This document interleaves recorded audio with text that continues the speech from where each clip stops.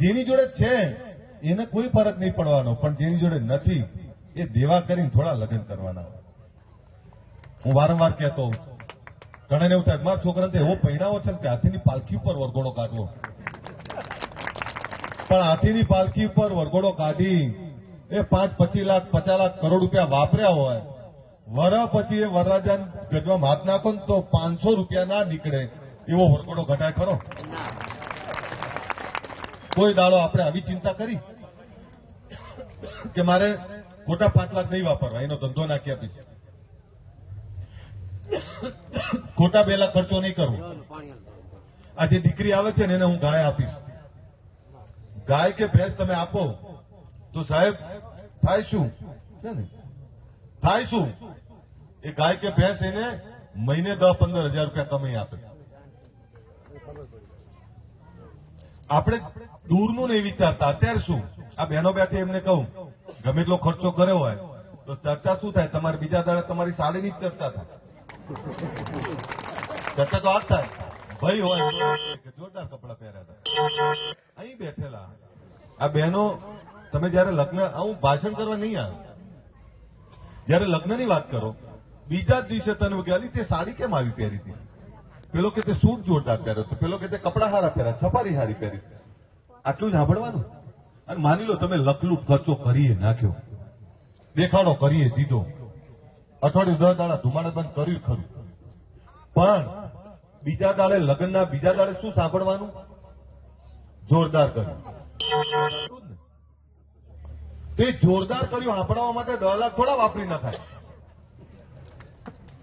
એના માટે જમીન થોડી વેચી મરાય, એના માટે ગીરવે થોડું મુકાય દાગીના. એ જોરદાર સાંભળવામાંથી બહાર નીકળો. હું પણ આ ખોટી ઠૂસમાંથી બહાર નીકળવું પડે. બતાવી દેવું છે. કોને બતાવવું છે? મને સમજાવો ખરા. આપણે બતાવવું કોને ખબર છે? આપણે અંદર અંદર ભાઈઓને જ બતાવવું હોય છે, આપણે બીજાને નહીં બતાવવું. અને બતાવવામાં બીજા સમાજો તો બહુ આગળ જતા રહ્યા. તમે બીજા સમાજોની તો વાત જ ના કરશો. બીજા સમાજના દીકરા દીકરીઓ વિમાનો ચલાવતા થઈ ગયા, આપણે હજુ ત્યાંના ત્યાં છીએ. બીજા સમાજના દીકરા દીકરીઓ હોસ્પિટલો ફેક્ટરીઓ નાખતા થઈ ગયા, ડોક્ટર, એન્જિનિયર, આઈએસ, આઈપીએસ, જિલ્લામાં વહીવટ કરતા થઈ ગયા, રાજ્યનો વહીવટ કરતા થઈ ગયા. એ તો જો તેમની જોડે ટાઈમ જ નહીં, એમની જોડે આપણી જોડે એવું બતાવવા જોઈએ એમના માટે કઈ છે નહીં. અને એમને બતાવવું હોય નક્કી કરી લો, મારી દીકરી ડીએસપી બનીને આવશે આજ સુરેન્દ્રનગરની અંદર. નક્કી કરી લો મારો દીકરો આજ સુરેન્દ્રનગર કલેક્ટર બનીને આવશે. આ નક્કી કરશો ને એને બતાડ્યું કહેવાય. સારા વેપારી હોય એટલે એમની જોડે છૂટ હોય તો બધું કરે, પણ પરિસ્થિતિ એક એવી થવા લાગી કે કુરિવાજો, ખોટા ખર્ચાઓના કારણે ઘણા મા બાપ દીકરા દીકરીની ખુશી માટે જમીન ગીરવે મૂકે, જમીન વેચે, દાગીના ગીરવે મૂકે, દાગીના વેચે. એ વેચેની પણ એ વેચીને ખોટા ખર્ચા કરીને દેખાડા કરવા પડતા. ચર્ચા કેવી થાય કે ભાઈ મારા ત્યાં તો હમણાં આટલો બધો ખર્ચો કર્યો, એટલે આપણા છોકરાઓને શું થાય કે હમણાં મા બાપે આટલો બધો ખર્ચો કર્યો, મારા મા બાપ કેમ ના કરે? અને મા બાપને એવું થાય કે દીકરા દીકરીનો પ્રસંગ કરો એ તો આપણી જવાબદારી. એટલે ઘણીવાર દેખાદેખીમાં એવું ચાલુ થયું કે દેખાદેખીમાં લોકો લખલૂટ ખર્ચા કરવા લાગે. તમામ જગ્યાએથી આમ મેસેજ મળવા લાગ્યો કે ભાઈ ખોટા ખર્ચા બહુ થાય છે, ખોટા દેખાડા બહુ થાય છે.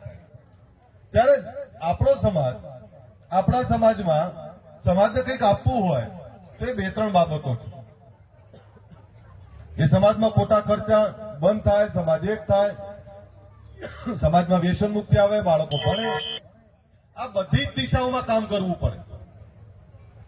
એટલે જયારે દિયોદર બેઠક થઈ ત્યારે એ આપને કહું કે 2,10,000થી વધારે લોકોની સહી લેવામાં આવી. બીજા બંધારણ બની રહ્યું છે, તમારા જે વિચારો છે એ વિચારો મૂકો અને એ વિચારોના આધારે એક બંધારણ બન્યું. અહીંયા પણ પાટડી દસાડાના આગેવાનોને અભિનંદન પાછું કે એમણે પહેલ કરી 91 ગામની લગભગ. આ જે પહેલ કરી છે તમને અત્યારે ખબર નહીં પડે. ઘણીવાર હું ચર્ચા કરતો કાલ કોઈની જોડે કે આપણે મામેરામાં એટલા બધા વાસણ લાવે, લગ્નમાં એટલા બધા વાસણ લાવે. હવે ઘર એક રૂમનું હોય, આ વાસણ મૂકવા ક્યાં? એટલે ઘણી વાર તો વાસણના કોથળા 2-2 વર્ષ 5-5 વર્ષ સુધી ત્યાં પડ્યા હોય. એટલે કે આ વાસણ પ્રથા બંધ કરીએ સારી વાત છે. બીજું તમને કહું કે લગ્નમાં એટલા બધા ટોળા લઈને જઈએ એટલે ઘણી વાર તો વેવાઈને ખબર જ ના, વેવાઈને 50 લખાયા હોય તમે 200 પહોંચી જાઓ અને પછી વેવાઈની કામી કાઢો તમે. ઘણી વાર આવું થાય. એટલે આમાં હું ઘણી બધી વસ્તુઓ જોતો હતો. મોંઘવારીનો જમાનો છે, સોનાનો શું ભાવ થયો? એટલા મારું ગામ અને અહીંથી અહીંયા આ ધરતીને મેં બહુ જોયેલી છે. આ બજાણા દસાડા ને આપણું પાટડી આ બધું જોયેલું છે મેં. એટલે ફરીથી તમને કહું કે સમાજે જે બંધારણ બનાવ્યું છે એને આપણે બધા અમલ કરીએ. સમાજમાં સારું થતું હોય એમાં સહકાર આપીએ. સમાજમાં જે કંઈ થતું હોય સારું સહકાર આપીએ, બાકી વિરોધમાં ના પડીએ. ફરીથી તમારી રાજનીતિ ઈચ્છાઓ બીજું ત્રીજું બધું ચાલવાનું, પણ દુનિયા ક્યાં પહોંચી ગઈ અને આપણે ક્યાં લડીએ છીએ? દુનિયા અંતરિક્ષ ઉપર પહોંચી ગઈ ને હજુ આપણે ડીજે માટે લડીએ છીએ. હા જુઓ તો ખરા ક્યાં જવું છે મને એ જ ખબર નહીં પડતી. સુધરો, જાતે સુધરો ને બીજાને સુધારો. તમે સુધર્યા એટલે સમાજ સુધર્યો, તમે આગળ વધ્યા એટલે સમાજ આગળ વધ્યો, તમે પૈસા વાળા થયા એટલે સમાજ પૈસા વાળો થયો. સમાજ એટલે શું? તમે, હું ને આપણે બધા સમાજ વાળા. તો સમાજમાં બધા લોકો જોડે રહે, એકબીજાને મદદરૂપ થાય, સમાજની ચિંતા કરે, કુરિવાજો ખોટા ખર્ચાઓમાંથી બહાર નીકળે અને સમાજ, એક બંધારણ, એક રિવાજ, એ પ્રકારે બધા આગળ વધો. એ જ વિનંતી સાથે મારી વાત પૂરી કરું. મારે આગળ જવાનું છે. હું સવારમાં 4 જગ્યાએ હાજરી આપીને આવ્યો છું. કરવું પડે. અને બંધારણનો કડક અમલ એટલે કોઈ કડક કાર્યવાહી નથી, એમાં બધાને સંમત કરવા પડે. આ બંધારણ બનાવો છો, આ બધા તમે અમલ નહીં કરો તો મતલબ શું છે? બધાએ સંમત કરવા પડે અને સંમત થઈ અને બંધારણની અમલવારી થાય તો સમાજનું ભલું થાય. કોઈ પણ નિયમ બને છે તો જેના ભલા માટે બને છે, એ જેના ભલા માટે બને છે એને તો અહેસાસ કરાવવો પડે ને, એને તો સંમત કરવો પડે ને.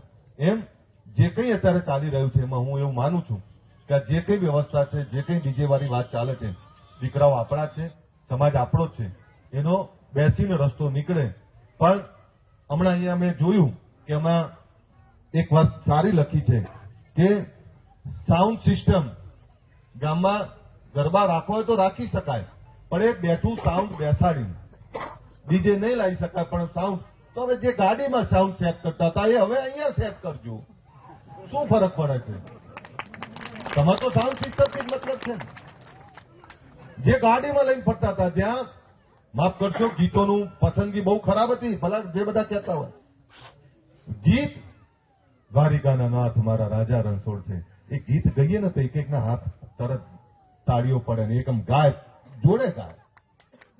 જૂના ગીતો હતા, જૂના લગ્નના ગીતો હતા, તો એ ગીતોમાં બાપ અને દીકરીની વેદનાઓ ગાતા એ ગીતો હતા. જૂના ગીતો ગાતા આ બધા માજી બેઠા જ બધા એ ગાવા લાગ્યા અંદરની. જૂના ગીતો સંસ્કાર આપતા હતા, જૂના ગીતો આપણને દિશા આપતા હતા. એમ જે કલાકાર મિત્રો છે, આપણા દીકરાઓ છે, એમને વિનંતી કરી કે એવા ગીતો બનાવો કે ગુજરાતના લોકમુખે ચર્ચાય, લોકો પણ ચર્ચા કરે કે વાહ ક્યાં વાત છે, ઠાકોરના દીકરાએ ગીત સારું બનાવ્યું. અમને ગર્વ તો લેવું હોય ને. એમ બંધારણ જે બને છે એ બંધારણનો અમલ કરજો. એ બંધારણના અમલ થકી સમાજનો ફાયદો કઈ રીતે થાય એની વાત કરજો.